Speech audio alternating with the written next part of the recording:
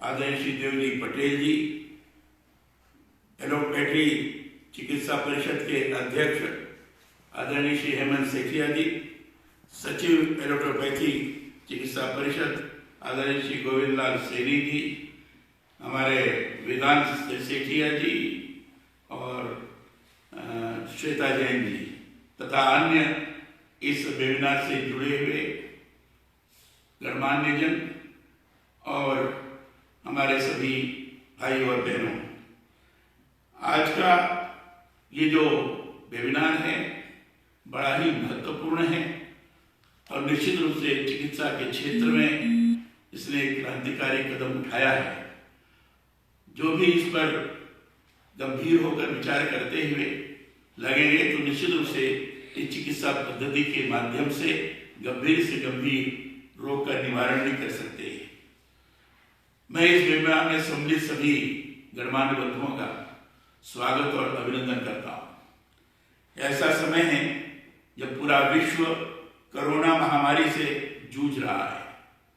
इस समय में हम सभी ने इस बात को गहराई से अनुभव किया है कि कोरोना से बचाव में एलोपैथी के साथ ही पारंपरिक भारतीय आयुर्वेद और अन्य वैकल्पिक चिकित्सा पद्धतियों ने भी महत्वपूर्ण भूमिका का निर्वहन किया है। सभी स्तरों पर प्रयास यही हो रहा है कि जल्द से जल्द कोरोना से विश्व मुक्त हो। इस वैश्विक महामारी के समय हमने देखा है कि किस प्रकार विभिन्न चिकित्सा पद्धतियों, विशेष रूप से हमारी प्राचीन आयुर्वेद और उसके साथ योग एवं प्राकृतिक चिकित्सा, होम्योपैथिक आदि ने लोगों को रोगों से लड़ने की प्रतिरोधक क्षमता बढ़ाने में और अपने शरीर को कोरोना से लड़ने में सक्षम बनाने में अद्भुत परिणाम दिखाए हैं। अभी हेमंत जी ने अपने विवरण में पूरा बताया है कि किस तरीके से एलोपैथी के माध्यम से प्रतिरोधक क्षमता को बढ़ाने की दिशा में इन्होंने अपने औषधि के माध्यम से काम किया है और काफी सफलता मिली है। इस संबंध में मैं पूर्णतः हर्बल चिकित्सा पद्धति एलोपैथी का भी आज विशेष रूप से उल्लेख करना चाहूंगा। मुझे बताया गया है कि राजस्थान में इस महामारी से लड़ने में इस चिकित्सा पद्धति ने महत्वपूर्ण योगदान दिया है। इसके बारे में श्री सेठिया जी ने भी अपने भाषण में उल्लेख किया है। मैंने कहीं पढ़ा है कि एलोपैथी में दवाओं का निर्माण नॉन पॉइजन वनस्पति से किया जाता है। आपने जब इस संवाद के लिए मुझे याद किया तो मैंने खास तौर से इस चिकित्सा पद्धति के बारे में अध्ययन किया तो मुझे पता चला कि करीब 114 पौधों से इसकी दवा बनती है। पेड़ पौधों से प्राप्त रस में उपस्थित धनात्मक और ऋणात्मक शक्तियों के द्वारा इस पद्धति में इलाज किया जाता है। मुझे ये जानकर बेहद प्रसन्नता हुई है कि अब पूरी तरह से हर्बल चिकित्सा पद्धति है और अपने प्रेजेंटेशन में श्रीमान वेदांत सेठिया जी ने जिस तरीके से वर्णन किया है उसको देखने पश्चात तो स्पष्ट रूप से यह परिलक्षित होता है कि वनस्पतियों के माध्यम से ही जहाँ उससे आजीविका का भी लोग अपना चलाते हैं, वहीं उसके माध्यम से भी औषधि निर्माण करते हुए सारे रोगों को दूर करने में सक्षम भी होते हैं। यह एक अच्छी प्रक्रिया का निर्माण किया गया है और निश्चित रूप से ढंग से इसको करने का प्रयास किया गया तो एलोपैथी के माध्यम से गंभीर रोगों का भी इलाज हो सकता है। मैं मानता हूं कि मानवता के कल्याण के लिए परंपरागत चिकित्सा पद्धतियों के साथ ही एलोपैथी जैसी वैकल्पिक चिकित्सा पद्धतियों को भी बढ़ावा दिए जाने की जरूरत है। इसके लिए जरूरी यह भी है कि ऐसी चिकित्सा पद्धतियों के सकारात्मक परिणामों पर गहन शोध और अनुसंधान किया जाए। इसी आधार पर फिर उन्हें बढ़ावा दिए जाने पर भी कार्य हो। यह समय सूचना और संचार प्रौद्योगिकी का है। वैश्विक स्तर पर जिस तरह से सूचना और संचार तकनीक आगे बढ़ रही है, यह जरूरी है कि वैकल्पिक चिकित्सा पद्धतियों से जुड़े बेहतरीन परिणामों को विश्व स्तर पर साझा किए जाए, ताकि ऐसे ज्ञान की ऐसी संस्कृति विकसित हो जिसमें परस्पर आदान प्रदान से रोग मुक्त विश्व की ओर हम आगे बढ़ सके। हमारे यहाँ तो कहा भी गया है, सर्वे भवन्तु सुखिनः, सर्वे सन्तु निरामया, सर्वे भद्राणि पश्यन्तु मा कश्चित् दुर्भाग् भवेत्। अर्थात सभी सुखी हों, सभी रोग मुक्त हों, सभी मंगलमय घटनाओं के साक्षी बने और किसी को भी दुख का भागी न बनना पड़े। मैं समझता हूं कि विश्व कल्याण की इसी भावना के तहत वैकल्पिक चिकित्सा पद्धतियों का मानव कल्याण में उपयोग किए जाने की वैश्विक सोच पर कार्य करने की आज बहुत आवश्यकता है। कोरोना के इस दौर में हमने ये भी देखा है कि आयुर्वेद ने बेहद कारगर भूमिका निभाई। विश्व स्तर पर आयुर्वेद की भारतीय चिकित्सा पद्धति के महत्व को स्वीकार किया गया है। इसी तरह होम्योपैथी और एलोपैथी जैसी पद्धतियों पर भी देश में इस तरह के शोध और अनुसंधान का मैं पक्षधर हूं, जिससे भारत वैकल्पिक चिकित्सा पद्धतियों में विश्व का बड़ा केंद्र बन सके। हमें इस बात पर चिंतन और मनन करने की जरूरत है कि वैकल्पिक चिकित्सा पद्धतियों के जरिए कैसे स्वास्थ्य की बेहतरी के लिए अधिक से अधिक कार्य हो सके। अभी संवाद में बताया गया कि एलोपैथी ने बहुत से स्तरों पर रोग निदान में कारगर भूमिका निभाई। यह महत्वपूर्ण है।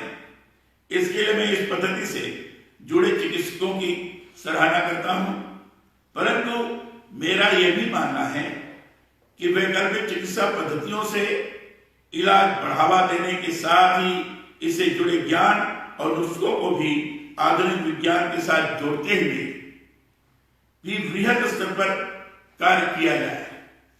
शोध और अनुसंधान के ऐसे कार्य वैकल्पिक चिकित्सा पद्धतियों में किए जाएं जिनसे पूरी मानवता का भला हो सके।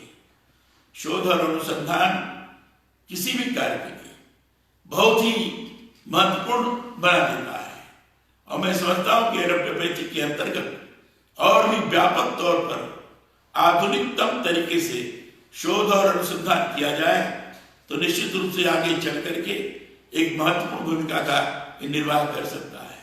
अभी मान्यता के संबंध में आदरणीय श्रीमान सेठिया जी ने बात रखी, मेघवाल जी ने स्वयं कहा कि इस दिशा में प्रयासरत हैं, और स्वास्थ्य राज्य मंत्री श्रीमान अश्विनी चौबे जी ने स्वयं इस बात को कहा है कि ICMR के लिए शोध की दृष्टि से इसको रखा गया है। शायद जल्दी ही उसके लिए मान्यता भी प्राप्त हो सकेगी। और रामचंद्र बोरा जी हैं, हमारे राज्यवर्धन जी हैं, हमारे देव जी हैं, हमारे भगीरथ जी हैं, हमारे और भी सांसदगण हैं, ये सब लोग मिल करके अगर जो इसका रिप्रेजेंटेशन है उनके सामने प्रस्तुत करें और राजस्थान की तरफ से प्रत्यक्ष रूप से मान्यता प्राप्त हो गई है तो उसको स्वीकार्यता प्रदान करते हुए लागू करने की दृष्टि से उनकी तरफ से प्रयास हो ज्यादा उपयुक्त होगा, और ये निश्चित रूप से हो सकता है होगा। लेकिन इसको और अधिक बढ़ाने की दृष्टि से अनुसंधान और शोध की बहुत आवश्यकता है। कोरोना की वैश्विक आपदा में एलोपैथी चिकित्सकों का द्वारा रोग प्रतिरोधक क्षमता बढ़ाने के कार्य कोरोना के माइल्ड तथा मॉडरेट केसों में किए गए उपचारों के बारे में जानकर मुझे प्रसन्नता हुई। अभी सेठिया जी ने स्वयं कहा कि 400 लोगों का इन्होंने किया, 50% ऐसे थे जो सीधे सीधे इसी पद्धति को अपनाकर उन्होंने अपना इलाज कराया और लगभग सभी स्वस्थ रहे। ऐसा आपका अभी विवरण के अंतर्गत आपने बताया है। मैं समझता हूं बहुत अच्छा परिणाम है।